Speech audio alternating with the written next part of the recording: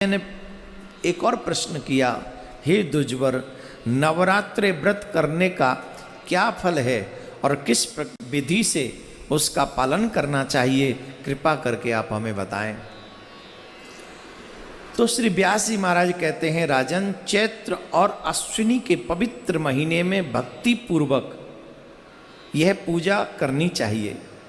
अमावस्या के दिन ही उत्तम सामग्री एकत्रित कर लेनी चाहिए और तभी से माता रानी के व्रत की व्यवस्था उस व्यक्ति को करनी चाहिए जो रखना चाहते हैं व्रत। ब्राह्मणों का भी वर्ण करना चाहिए पाठ करने के लिए नवरात्रि में। नवारण जो भी पाठ आप करना चाहें, सतचंडी, लखचंडी, सहस्त्र चंडी, मंत्रों का जाप कराना चाहें, दुर्गा सप्तशती का पाठ कराना चाहें, तो उसकी क्रमश या तो 11 या 5 या 3 अथवा 1 ब्राह्मण का भी वर्ण आप कर सकते हैं और सामर्थ्य अनुसार उन ब्राह्मणों को प्रसन्न करके विदा करें। अधिक कृपणता नहीं करनी चाहिए, क्योंकि ब्राह्मण जब प्रसन्न होता है और प्रसन्न होकर जब आशीर्वाद देता है तो वो आशीर्वाद उनका नहीं होता है, वो आशीर्वाद माँ देती है।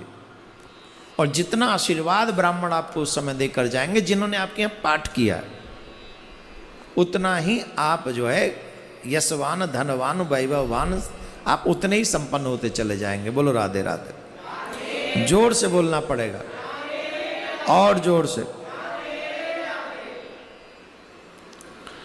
सुख पाने की अभिलाषा हो, वह संपूर्ण कामना पूर्ण करने के लिए भगवती कल्याणी का निरंतर पूजन करते रहना चाहिए। शत्रु का समन करने के लिए भगवती कालिका का भक्ति पूर्वक आराधना करना चाहिए।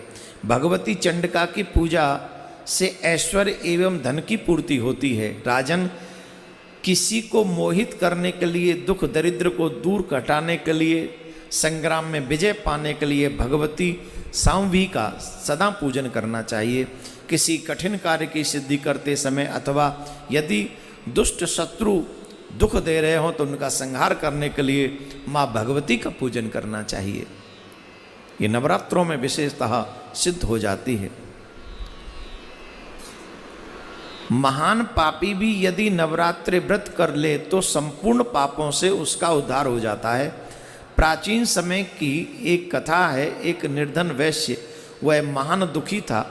राजन, कौशल देश के किसी सज्जन ने उसका विवाह कर दिया था।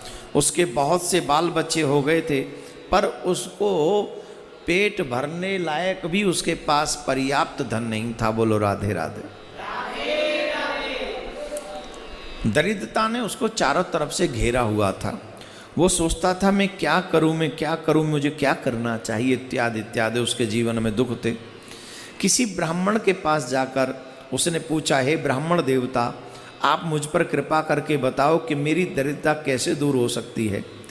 मेरी छोटी छोटी बच्चे हैं, भोजन पाने के लिए वो तरसते रहते हैं। मैं उनको किस तरीके से सुख पहुंचा सकता हूं? कुछ तो मेरे ऊपर कृपा करो, कुछ तो मुझे बताओ। बोलो राधे राधे।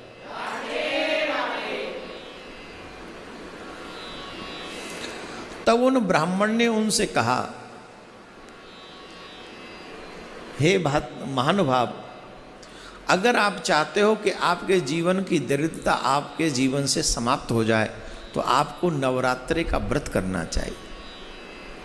ये जो नवरात्रि के व्रत हैं बड़े ही सुंदर हैं। भगवती जगदम्बा की पूजा, हवन और ब्राह्मण भोजन कराना चाहिए। व्रत के श्रद्धा पालन करने से ज्ञान और मोक्ष तथा सुलभ हो जाते हैं। सुख और संतान की प्राप्ति होती है तथा शत्रु के पैर भी नहीं टिकते जो माता रानी के नवरात्रों का व्रत करते हैं। उन्हें भगवान श्री राम ने भी ऐसा वो एग्जाम्पल दे रहे हैं वहाँ पर कि भगवान श्री राम ने भी माँ भगवती का पूजन किया है। प्रसंग याद करेंगे तो आपको समझ में आ जाएगी। ये प्रसंग कब का है? बोले सुनिए, ये प्रसंग है जब सीता मैया का हरण हो गया था और भगवान श्री राम उस समय किष्किंधा में थे उस समय, भगवान श्री राम किष्किंधा में थे। सीता माँ की खोज नहीं हो पा रही थी उन दिनों में। तो जब खोज नहीं हो पा रही थी तो उस कठिन परिस्थिति में भी भगवान श्री राम ने किष्किंधा में रहकर उन्होंने ये व्रत किया था। नवरात्रि व्रत करके भगवती जगदम्बा का विधि विधान से पूजन करके उपासना करके उनको जनक नंदनी की प्राप्ति हुई थी।